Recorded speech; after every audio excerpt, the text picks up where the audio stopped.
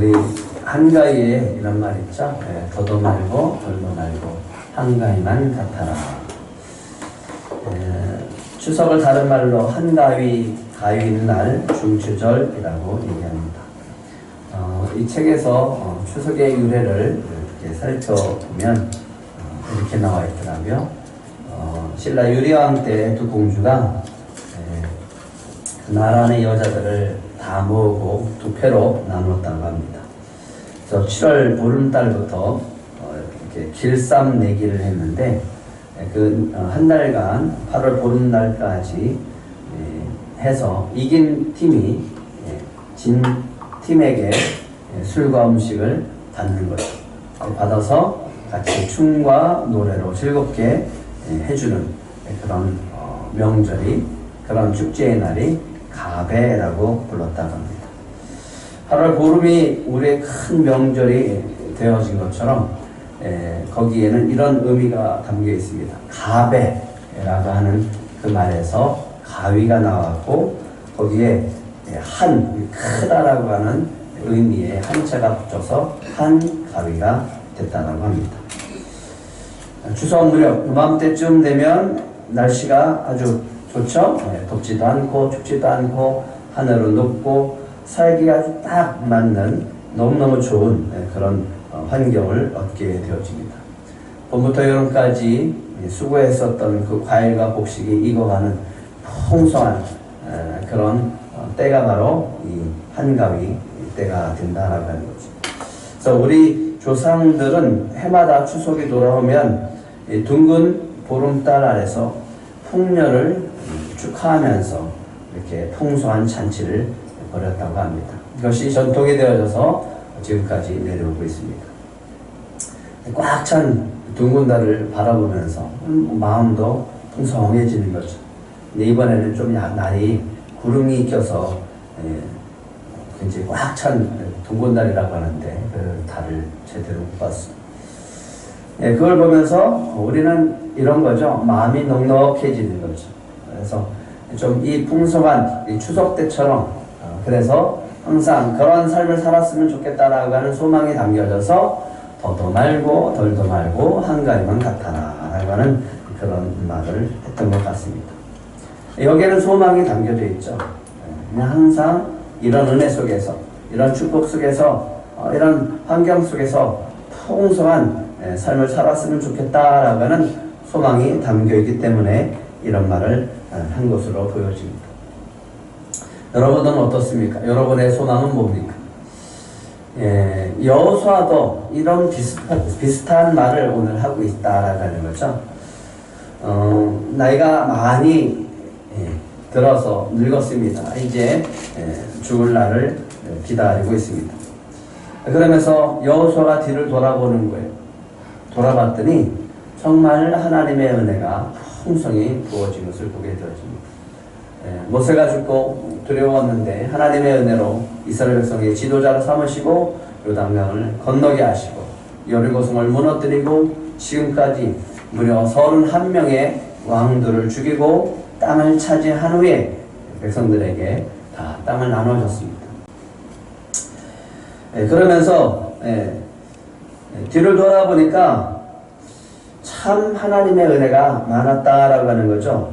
그리고 이들이 이스라엘 백성들이 어떻게 하나님 안에서 믿는 믿음 안에서 하나가 되어져서 지금까지 달려올 수 있었을까를 생각하면서 오늘 여호수아는 이스라엘 백성에게 이렇게 명하고 있습니다. 한번 같이 읽어볼까요? 시작. 오직 너희 하나님 여호와께 가까이 하기를 오늘까지 행한 것 같이 하라. 너희들이 요단강을 건너서 지금 수많은 전쟁 속에서 승리하고 여기까지 달려왔는데 너희가 오늘까지 행한 것 같이 좀 하나님을 믿고 하나님 붙들고 앞으로도 그렇게 살았으면 좋겠다라고 하는 뜻에서 여호수아가 이야기하고 있습니다. 너무 감사하죠. 하나님이 이 아브라함에게 약속한 것을 여호수아를 통해서 이루게 하셨어요. 하나님이 모세에게 약속하신 것을 여호수아를 통해서 이루게 하셨어요. 이스라엘 백성에게 약속하신 것을 하나님이 지키셨고 이스라엘 백성은 그 모든 약속의 땅을 지금 차지하고 안식을 누리고 있습니다. 그러면서 그 모습을 보면서 여호수아가 이제 세상을 떠나게 될 텐데 내가 죽은 후에도 너희들 오늘까지 한 것만큼 오늘까지 행한 것 같이 그렇게 주님을 붙들고 살아라 라고 이야기하고 있습니다. 여호수아가 죽음을 앞두고 있습니다. 그리고 이스라엘 지도자들을 한 자리에 모으고 있습니다. 그리고 이제 마지막 설교를 합니다. 출애굽 산 증인입니다. 출애굽의 산 증인입니다. 마지막 고별 설교를 하고 있습니다. 그 핵심이 이거예요. 다시 한번 읽어볼까요? 시작. 오직 너희의 하나님 여호와께 가까이 하기를 오늘까지 행한 것 같이 해라. 너희들이 오늘까지 행한 것 같이 앞으로도 흔들리지 말고 하나님을 믿고 하나님을 붙들고 그렇게 살아야 한다라고 합니다. 이게 오늘 여호수아가 전하는 마지막 설교의 핵심 주제입니다. 하나님이 너희를 위해서 가나안 족속들과 어떻게 싸우든지 너희들은 분명히 보았을 것이다. 하나님은 너희를 위해서 싸우신 분이다. 해가 뜨는 데부터 해가 지는 데까지 하나님은 너희를 위해서 싸우셨고 우리에게 그 땅을 주신 분이다. 내가 죽은 이후에도 하나님은 너희를 위해서 싸우실 것이고 우리를 위해서 싸워주실 것이고 이 가나안 족속들을 쫓아낼 것이고 아직 차지하지 못한 땅들을 다 차지하게 하실 것이다. 이렇게 얘기하는 것은 아직도 정복해야 될 땅이 있고 아직도 가나안 족속들을 쫓아내지 못한 그런 족속들이 남아있다라고 하는 거예요. 그들을 다 쫓아내야 돼요. 그리고 온전히 그 땅을 다 차지해야 될 상황입니다. 그런 상황에 여호수아는 세상을 떠날 수밖에 없는 그런 시간이 됐습니다. 소망이죠. 계속 오늘같이 행한 것 같이 계속해서 이 흐름을 따라 계속해서 너희들은 주님을 붙들고 계속해서 차지하고 싸워서 승리하고 모든 기업을 얻기를 소망한다라고 하는 거죠. 들꽃교회가 13주년을 맞이하게 되어집니다. 뒤돌아보면 참 주님의 은혜였죠. 하지만 아직도 가야 할 길이 있습니다. 아직도 우리도 점령해야 될 땅들이 남아 있습니다. 오늘까지 주님이 우리를 인도하신 것처럼 앞으로도 계속 인도해 주실 줄 믿습니다. 그리고 이렇게 출발하기 전에 여호수아를 마지막 설교를 하면서 주님은 우리에게 말씀하십니다. 앞으로도 계속 주님 붙들고 가라. 흔들리지 말고 가라라고 하는 겁니다. 오늘 여호수아를 통해서 주님은 우리에게 이렇게 말씀하고 있습니다. 오늘까지 행한 것 같이 그렇게 행하라라고 말씀하십니다.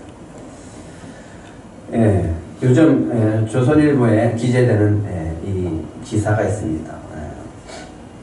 칠거지악 탈출.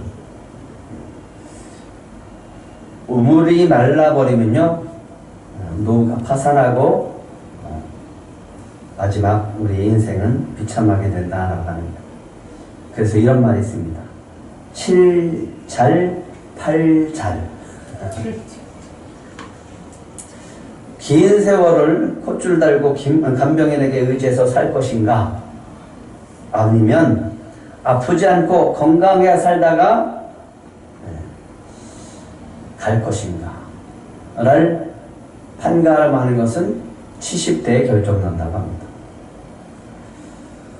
전문가들은 70대를 잘 보내야만 80대를 흥나는 삶을 보낼 수 있다라고 조언하고 있습니다.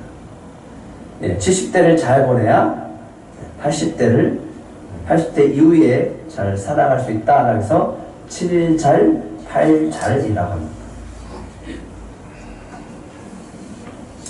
70대가 해야 할 일들을 제대로 해두지 않으면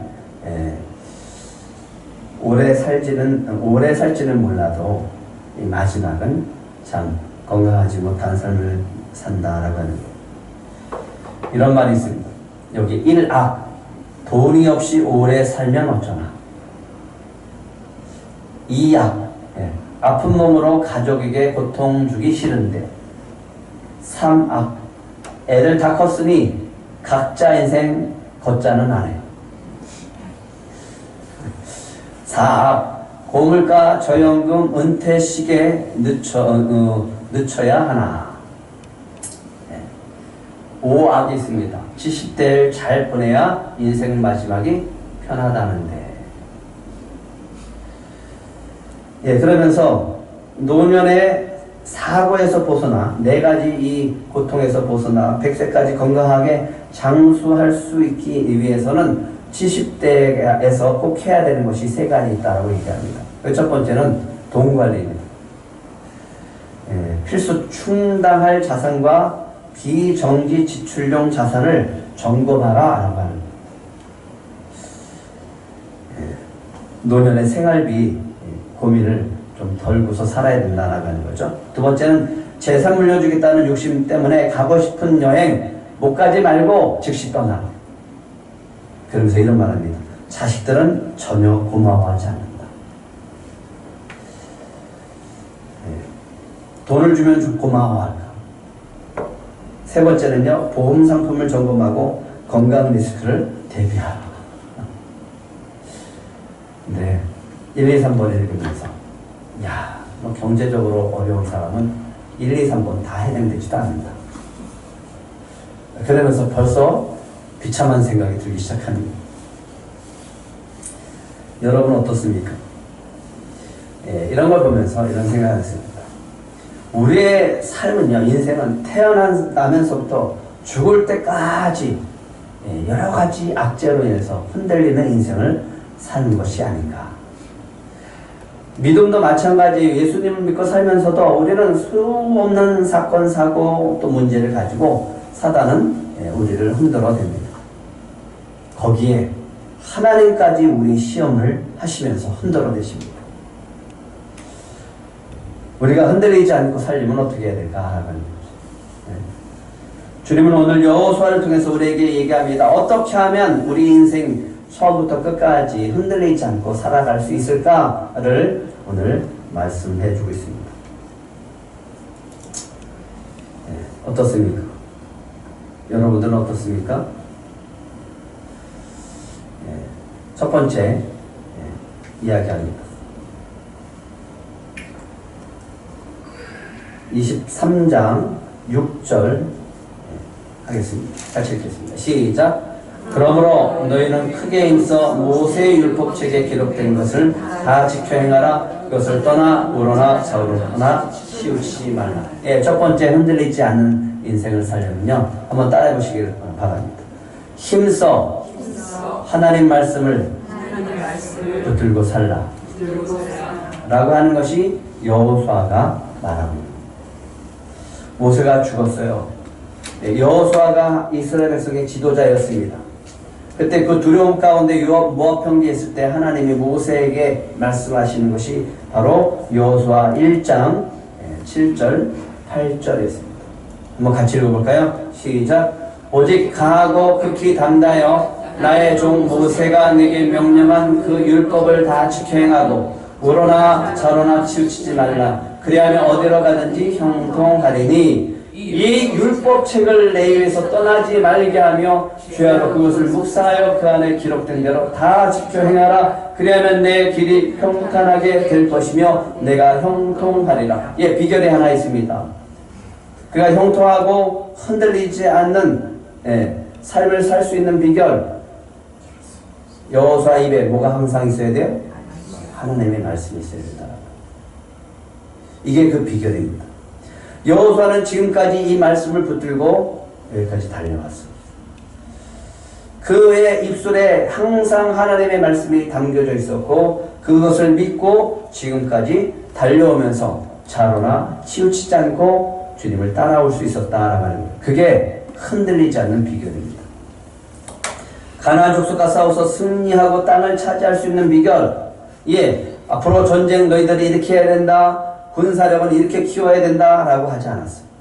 너는 앞으로 이 많은 군사들을 가지고 어떻게 이겨야 된다라고 말씀하지 않았어요. 승리할 수 있는 비결 딱 한 가지. 내 입에서 떠나지 말자. 뭐를? 하나님 말씀. 만약에 여러분들의 입술에 하나님의 말씀이 있다라고 하면 여러분들은 그 말씀이 여러분들을 붙들어 주실 줄 믿습니다. 주야로 묵상하는 그 말씀대로 다 지켜 행하는 겁니다. 이게 흔들리지 않는 비결이다라고 하는 거예요. 예, 삶 속에서 여리고성이 무너졌습니다. 이런 삶 속에서 그런 입술에 하나님의 말씀을 붙들고 살아갈 때 그냥 믿고 나아가서 하나님 앞에 나아가서 하나님이 하라고 하는 대로 따라갔더니 여리고성이 무너졌어요.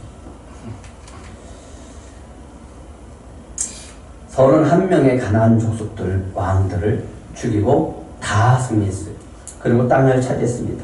그 땅을 나눠줬습니다. 그리고 이 마지막 때 그는 안식하는 것을 보게 되어집니다. 그 입술에 뭐가 있었다고요? 네, 하나님 말씀이 있었어요. 좌로나 우로나 치우치지 말라. 그리하면 어디를 가든지 형통하리라. 너의 입술에 하나님의 말씀이 있기를 원한다. 내 말이 있으면 떠나지 말게 하면 주야로 그것을 묵상하면 그 기록대로 다 지켜 행하면 내 길이 평탄하게 될 것이고 내가 형통하리라 라고 하셨던 말씀을 그대로 그는 믿고 살아갔고 지금까지 모든 것을 다 승리했다라고 하는 겁니다. 어려움이 없었을까요? 아니에요. 아이성 전투에서 패배했어요. 분열의 위기도 있었고요. 분쟁의 위기도 있었고 에브라임 지파가 압력을 넣어서 땅을 더 달라고 할 때도 있었어요. 그런데 좌로나 우로나 치우치지 않았어요. 흔들리지 않았어요. 오직 하나님의 말씀을 붙들고 여기까지 오면서 그는 모든 것들을 다 통해서 승리하고 땅을 차지했고 땅을 분배할 수 있었습니다. 흔들리지 않는 비결을 예수님은 이렇게 말씀하십니다. 같이 읽어볼까요? 시작.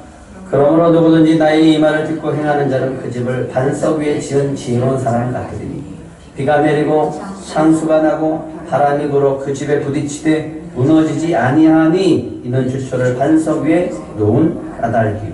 예, 예수님이 말씀하십니다. 우리가 흔들리지 않는 믿음을 가지고 흔들리지 않는 인생을 살아가려면 뭐 하라고요?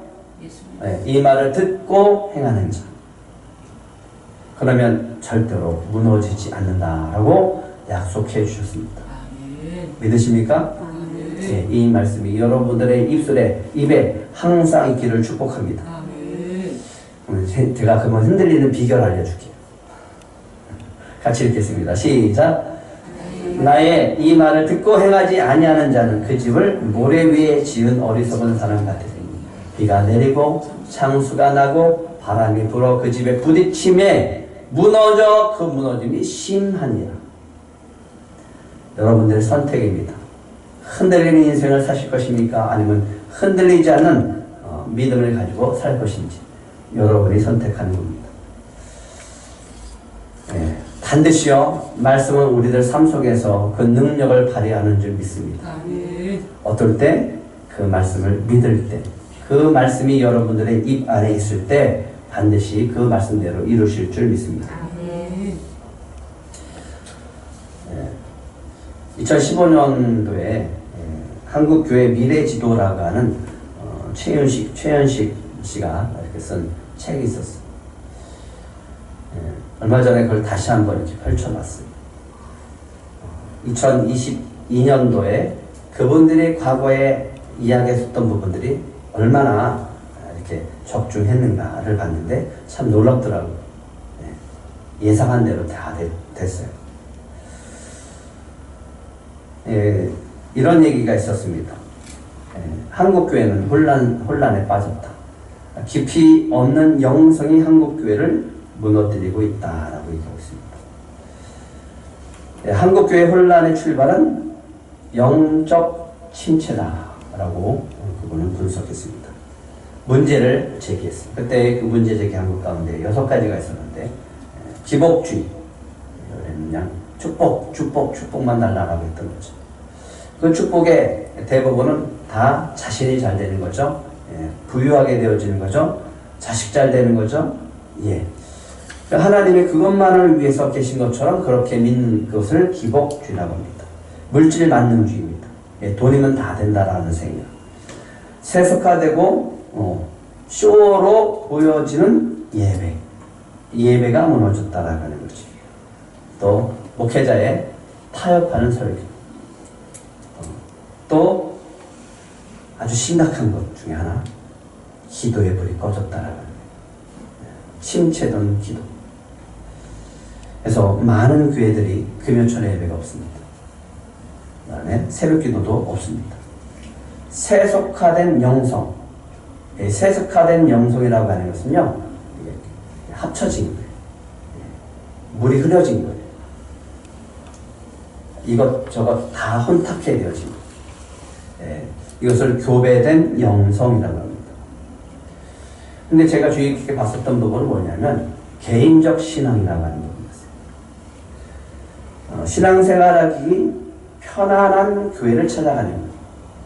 그러다 보니까 자기의 기대치에 부합하는 교회를 찾고 그렇지 않으면 교회를 떠나버리는 그런 유랑민 이 성도들이 많아질 것이다 라고 했는데 진짜 그렇게 됐습니다. 저는 이분들처럼 뭐 그렇게 아주 예리하게 예측하지 못해요. 그러나 그냥 흐름 속에 보면 앞으로도 계속 혼란스러워질 거라고 보여집니다. 그 속에서도 우리는 계속 흔들릴 것이고 또 많은 어려움이 찾아올 수 있습니다. 이런 속에서 우리는 믿음을 지키면서 살아야 됩니다. 주님은 말씀했어요.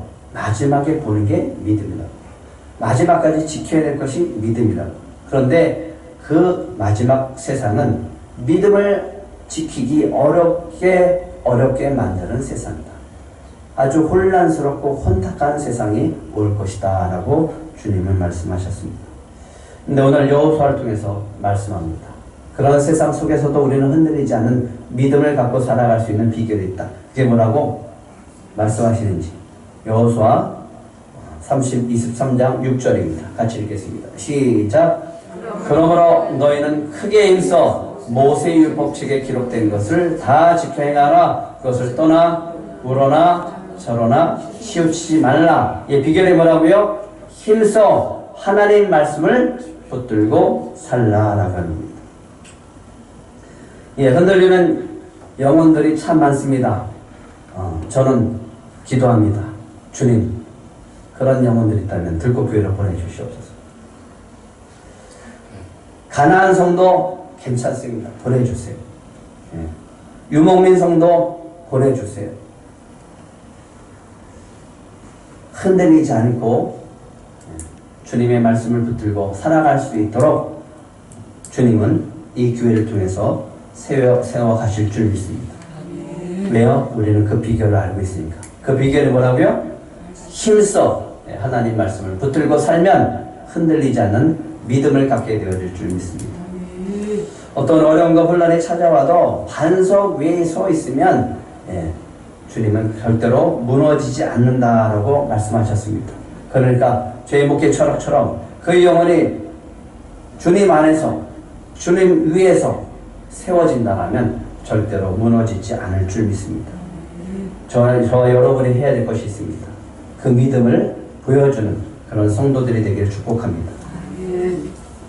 두 번째는요, 흔들리지 않으려면 비결이 두 번째가 있습니다. 한번 따라해 보시기 바랍니다. 힘써 하나님을 가까이 하라.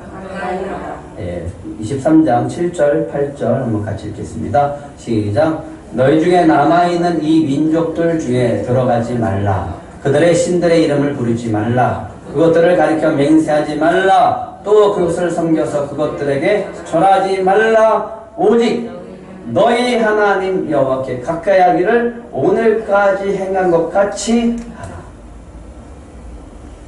누구를 가까이 하라고요? 가나안 족속들을 가까이 하지 말고 하나님을 가까이 하라. 세상과 하나님은 반대편이에요. 어느 쪽으로 갈 것인가 라고 하는 거예요. 하나님께 가까이 오면 세상과 멀어지고요. 세상과 가까이 하면 하나님과 멀어집니다.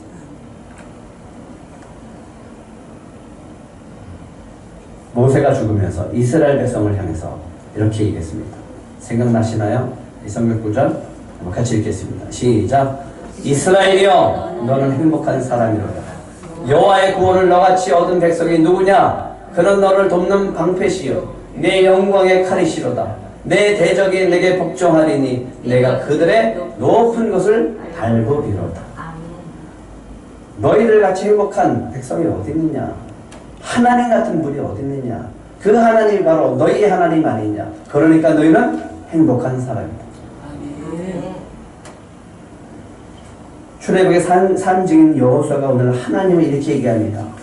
그 하나님은 지금까지 우리를 위해서 싸우신 분이다. 가나안 족속들을 다 물려주시고 그 땅을 차지하게 하신 분이 바로 우리의 하나님, 바로 너희의 하나님이다 라고 이야기하고 있습니다. 그러니까 이제 내가 죽어도 너희는 그 하나님을 붙들고 살아야 된다. 힘써서 그 하나님을 가까이 해야 된다. 단 가나안 족속들은 멀리 해라 라고. 절대로 가나안 족속들이 믿는 신들의 이름을 부르지도 말라, 맹세하지도 말라, 섬기지 말라, 절하지 말라, 상종도 하지 말라. 아니 쫓아버려라, 다 멸해버려라 라고 하는 거예요. 왜요? 그렇게 되지 않으면 이렇게 되기 때문입니다. 같이 읽겠습니다. 시작. 너희가 만일 돌아서서 너희 중에 남아있는 이 민족들을 가까이 하여 더불어 혼인하며 서로 왕래하면 확실히 알라. 너희 하나님 여호와께서 이 민족들을 너희 목전에서 다시는 쫓아내지 아니하시리니 그들이 너에게 뭐가 되고요? 올무가 되고 덫이 되며 너희 옆구리에 칩찍이 되며 너희의 눈에 가시가 되어서 너희가 마침내는 너희 하나님 여호와께서 너희에게 주신 이 아름다운 땅에서 어떻게 된다? 멸하게 된다. 멸망하게 된다. 가나안 족속들이 멸망해야 되는데 너희들이 멸망하게 된다라고 하는 거예요. 어떻게 하면 하나님을 가까이 하지 않고 가나안 족속과 가까이 하는. 그래서 얘기합니다. 확실히 좀 한다. 힘써 너희 하나님 여호와께 가까이 하라. 힘써 너희 하나님께 가까이 하라라고 여호수아는 얘기합니다. 이것이 두 번째 이야기합니다. 그러면 한 사람이 1000명을 쫓을 수 있다. 그러면 한 명이 1000명을 쫓을 수 있다라고 합니다. 그러면 하나님께서 지금까지 너희를 위해서 싸워주신 것처럼 앞으로도 계속 싸우실 것이다. 이 시대에 아주 심각한 교회에 문제가 있습니다. 이게 뭐냐면 세속화라고 하는 거예요.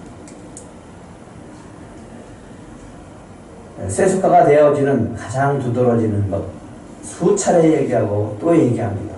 그것은 자기 중심적으로 신앙생활합니다. 그렇게 생활하다 보니까 뭐가 무너졌냐면 공동체성 교회론이 무너져 버렸어요. 두세 사람이 모인 것은 내가 너희와 함께 한다라고 얘기를 했는데 사람들은 다 혼자예요. 나 혼자. 나 혼자 하나님을 믿고 편하게 믿는 공동체는 필요 없어요. 내가 마음에 있는 공동체를 찾아가는 거예요. 그것도 마음에 들지 않으면 나와버리는 거예요. 하나님은 이 시대에 이 문제를 가장 심각하게 문제를 제기하시고 아주 기뻐하지 않습니다. 그러다 보니까 나에게는 의무감이 사라지는 거예요. 소속감이 사라지는 거예요. 그냥 내가 하고 싶은 대로 내가 편한 대로 신앙생활을 합니다. 이것이 가장 심각한 이 시대의 자기중심적 신앙생활이라고 하는 거예요. 주님은 이것을 책망하고 계십니다. 그 성경 구절 잘 나와 있죠? 사사기 마지막 구절입니다. 그때 이스라엘 왕이 없으므로 사람이 각기 자기 소견에 오른 대로 행하였더라. 극복할 수 있는 비결이 있습니다. 뭘까요? 하나님을 가까이 하는 거예요. 어떻게? 힘써 가까이 하는 거예요. 이게 극복할 수 있는 비결입니다. 그럼 힘써 하나님을 가까이 한다는 뜻이 뭘까? 다른 거 없어요. 그냥 우선권을 두는 거예요. 자기 중심적인 신앙생활이 아니라 하나님 중심으로, 하나님 나라 중심으로, 교회 공동체 중심으로 그렇게 살면 되는 거예요. 먼저 그의 나라와 그의 의를 구하면 되는 겁니다. 그러면 하나님을 가까이 할 수 있습니다. 여호수아가 이런 말을 합니다. 여호와를 경외하며 온전함과 진실함으로 그를 섬기라. 너희의 조상들이 강 저쪽과 애굽에서 섬기던 신들을 치워버리고 여호와만 섬겨라. 만일 여호와를 섬기는 것이 너희에게 좋지 않게 보이거든 너희 조상들이 강 저쪽에서 섬기던 신들이든지 또는 너희가 거주하는 이 땅에 있는 아모리 족속의 신들이든지 너희가 섬길 자를 오늘 뭐해라? 선택하라. 나는 내 집은 여호와를 섬기겠노라. 뭐 하라는 거예요? 뭘 선택하라는 거예요? 하나님을 선택하라고. 나는 하나님만 선택한다 이런 의미가 아니에요. 너희들도 오직 나처럼 내 집처럼 여호와만을 섬기라라고 하는 거예요. 선택의 문제입니다. 여호와를 가까이 한다라고 하는 것은 선택의 문제예요. 내가 하나님께 가까이 갈 것인가 세상과 가까이 갈 것인가는 믿음의 사람이 늘 선택하는 문제입니다. 늘 여호와를 선택하시는 저와 여러분이 되기를 축복합니다.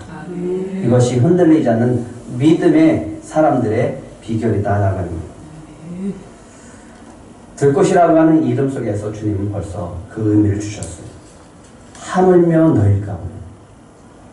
내가 이 들꽃을 돌보는데 하물며 너일까 보냐라고 하는 이 말씀 속에서 주님은 이미 우리에게 주셨습니다. 그 선택의 기준. 뭘 선택하나. 그 은혜 속에서 나를 돌보시고 나를 책임져 주시는 하나님을 선택하라고 하는 겁니다. 내 중심적인 신앙생활 하지 말고 하나님 중심적인 신앙생활 하라고 합니다. 그러면 내가 이 모든 것을 더해 주신다라고 약속하셨어요. 이 비결을 여러분들이 아시고 아직도 세상 속에서 혼탁하고 또 갈등하고 선택하기 어려워하시는 분들이 있다면 가서 들꽃의 의미를 전달해 주시기 바랍니다. 무엇을 선택해야 될지 좌로나 우로나 치우치고 또 어떻게 선택해야 될지 모르는 그런 영혼들에게 여러분들은 보여주시기 바랍니다. 그럴 때 여러분 작은 영혼이 천을 쫓아내는 놀라운 역사가 있게 되어질 줄 믿습니다. 세 번째는요. 한번 따라해 보시기 바랍니다. 힘써 하나님을 사랑하라라고 합니다. 여호수아 23장 11절까지 읽겠습니다. 시작. 그러므로 스스로 조심하여 너희 하나님 여호와를 사랑하라.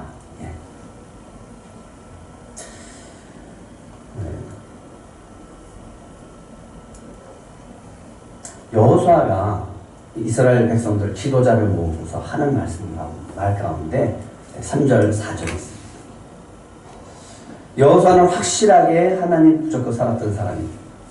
그 하나님을 붙잡았던 사람이 이렇게 얘기합니다.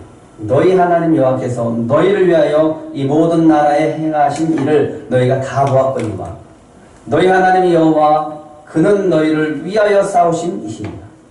보라 내가 요단에서부터 해지는 쪽 대까지 남아있는 나라들과 이미 멸한 모든 나라를 내가 너희를 위하여 제비 뽑아 너희의 지파에게 기업이 되게 하였느니라.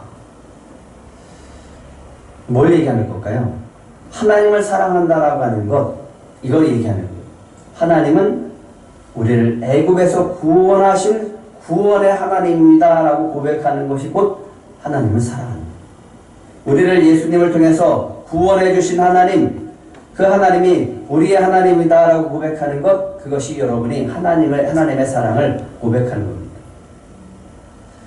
또 한 가지는요, 하나님 외에 다른 신을 섬기지 말라라고 하셨던 말씀대로 오직 하나님만 섬기겠다라고 하는 결단을 주님 앞에 보여주는 겁니다.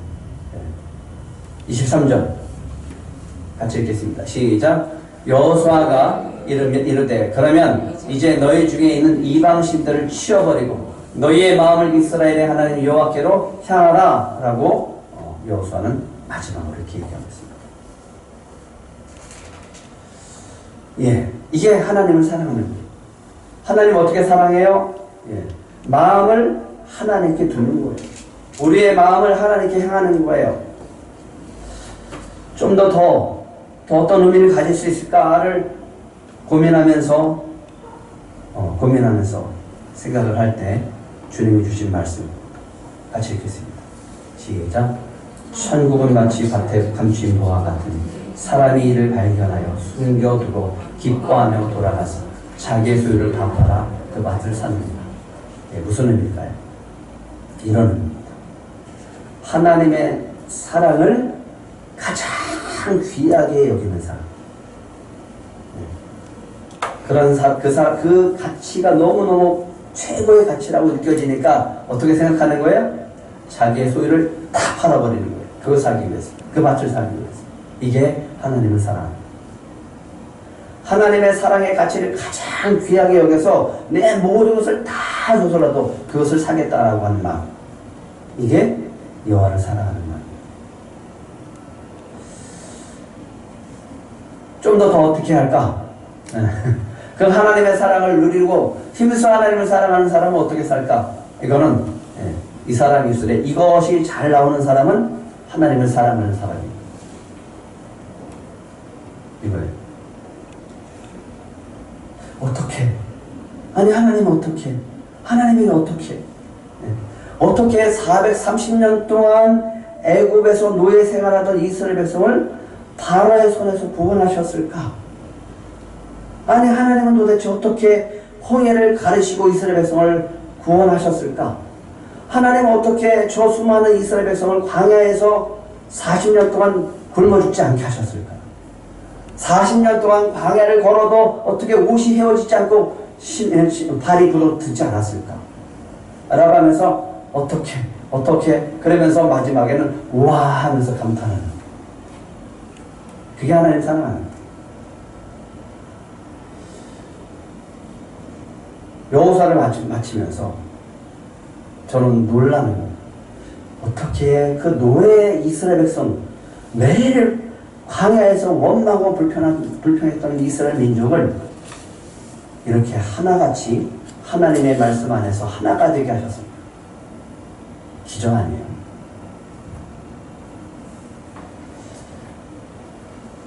여호수아 24장 31절에 놀라운 기적을 이렇게 같이 읽겠습니다. 시작. 이스라엘이 여호수아가 사는 날 동안 여호수아 뒤에 생존한 장로들 곧 여호와께서 이스라엘 위하여 행하신 모든 일을 아는 자들이 사는 날 동안 여호와를 섬겼더라. 저는 이 말씀이 여호수아를 마지막으로 정리하면서 너무너무 감동된 말씀이었어요. 여호수아가 사는 날 동안, 여호수아가 사는 날 동안